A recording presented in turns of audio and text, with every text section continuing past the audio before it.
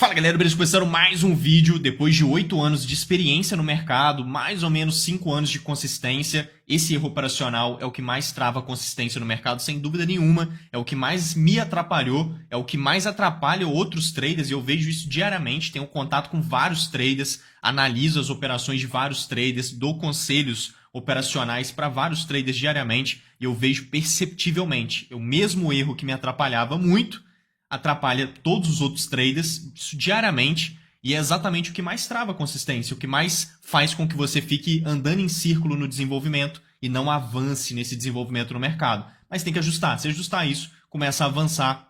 Tenho certeza que esse vídeo vai te ajudar demais, cara. Bora começar com esse conteúdo porque é um tema relevante, é um tema de desbloqueio ali na consistência que vai fazer total diferença. Bora começar então. Deixa o dedo no like, se inscreva no canal se você não for inscrito ainda. Só se inscrever, gratuito.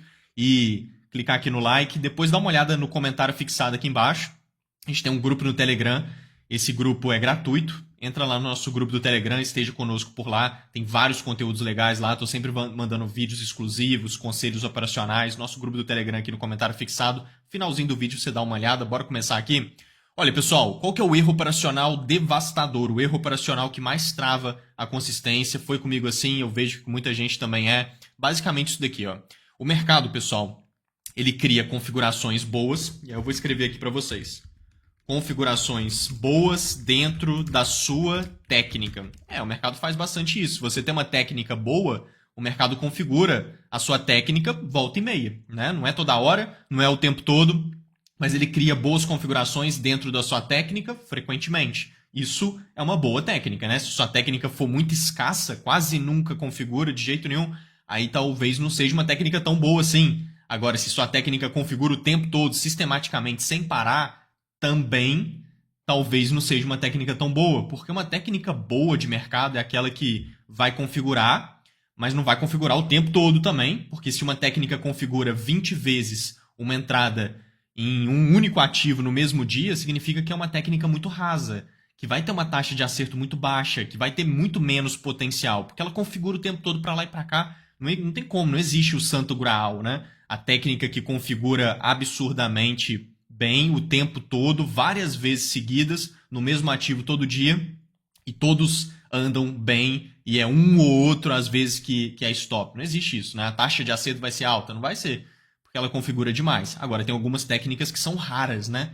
Uma vez ou outra configura no mês, aí também é ruim. Então, uma técnica boa é aquela que configura bem, nada muito exagerado, mas quase todo dia ali, ou então todos os dias, gera uma oportunidade minimamente legal dentro do ativo que você opera. Isso é uma boa técnica. Então o mercado configura bons cenários assim. E ele configura cenários ruins, né? Configurações ruins dentro da sua técnica. Então isso aqui é algo que acontece, obviamente. Então a gente sabe, pessoal, que nós, como os bons traders, né, como profissionais no mercado, a gente tem que focar nas boas configurações dentro da nossa técnica. Isso é muito óbvio, só que se você olhar para os últimos 20 trades que você pegou, você vai ver que provavelmente você não faz isso.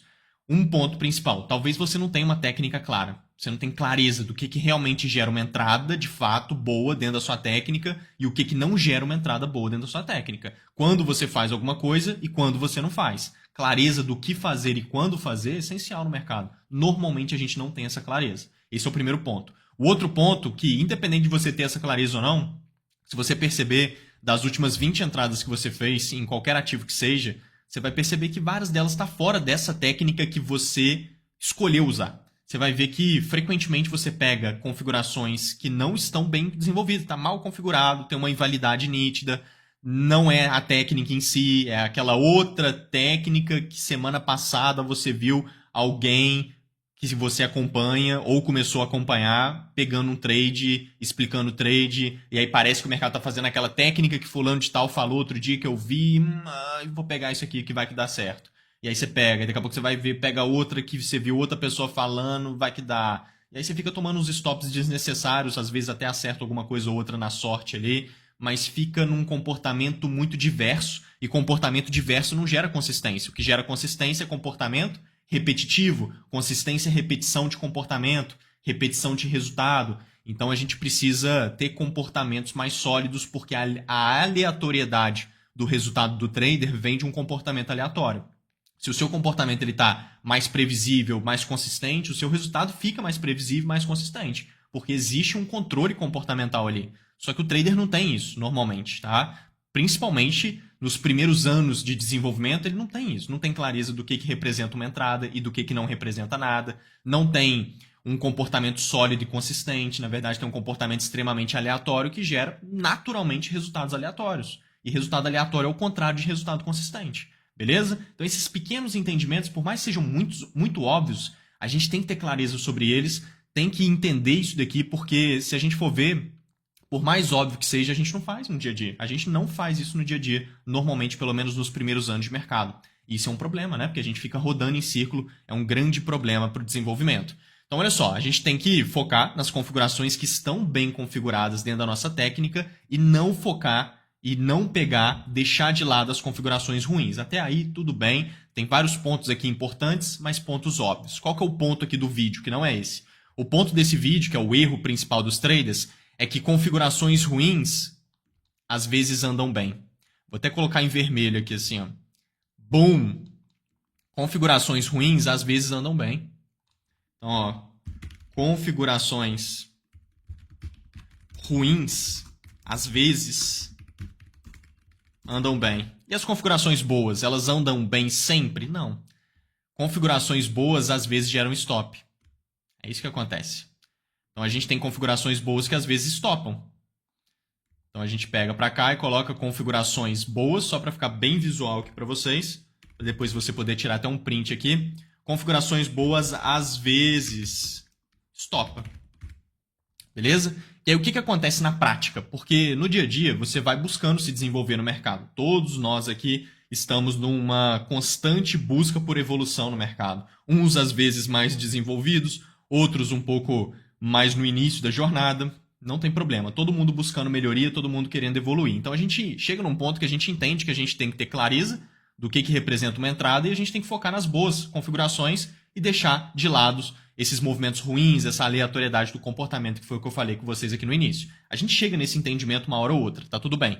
Agora, o problema é que na hora que você começa a seguir esse entendimento que você teve e focar nas configurações boas e deixar as ruins de lado, você vê na prática do dia a dia que configurações ruins às vezes stopam. E aí você fica muito frustrado, né?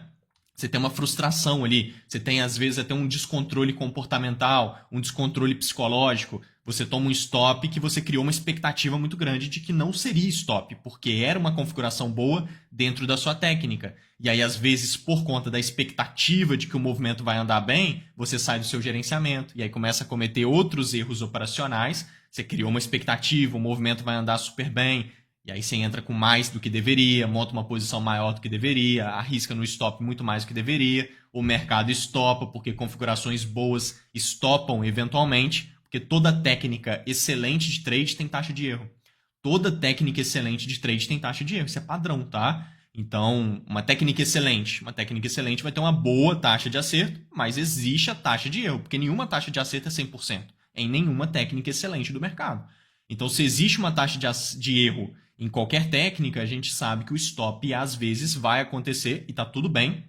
Isso está na matemática do seu gerenciamento, não vai atrapalhar sua lucratividade no longo prazo. Você vai continuar lucrativo, fazendo dinheiro consistentemente, mesmo tomando alguns stops de vez em quando. Isso é assim mesmo no mercado. Não tem problema nenhum esses stops. Esses stops eles não fazem você perder. Eles constroem o seu resultado positivo, inclusive. Tá? Isso tem várias aulas aqui que eu falo sobre isso. Aulas ao vivo, você vai aqui no canal, na aba ao vivo ali, você vê um monte de aula deu ao vivo aqui, 4 horas direto, falando sobre um monte de coisa importantíssima de mercado. Então, eu explico, né, todo esse racional por trás do trader profissional e da consistência real. Mas, enfim, qual que é o ponto aqui? Você, na prática, tem essas frustrações abaixam sua autoconfiança, mexe com o seu estado de espírito, você fica com o estado de espírito abalado e você fica com dificuldade de avançar na jornada e de continuar seguindo a sua técnica, que era a única coisa que você tinha que fazer.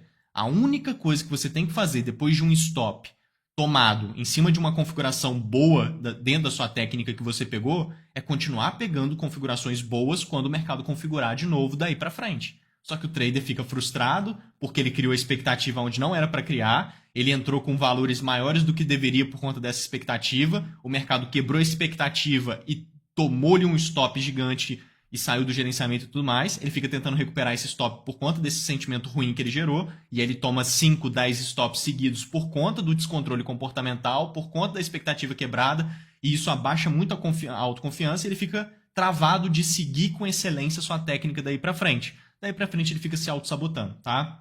Resumindo, fica se auto-sabotando, fica trocando de técnica, fica pulando de galho em galho. A única coisa que você tinha que fazer é continuar seguindo sua técnica. A única coisa era continuar pegando os bons trades, mas não é o que a gente faz, por causa disso tudo que eu falei. E aí, você se depara com as configurações ruins. Configurações ruins que às vezes você vê o gráfico configurando e você criou aquela clareza, né? Ó, isso daqui é uma configuração boa dentro da técnica, e isso aqui é uma configuração ruim dentro da técnica. Eu não posso pegar essa configuração mais. E aí você, beleza, começa a seguir isso. Na prática, o que acontece? Você vê uma configuração ruim se desenvolvendo no ativo que você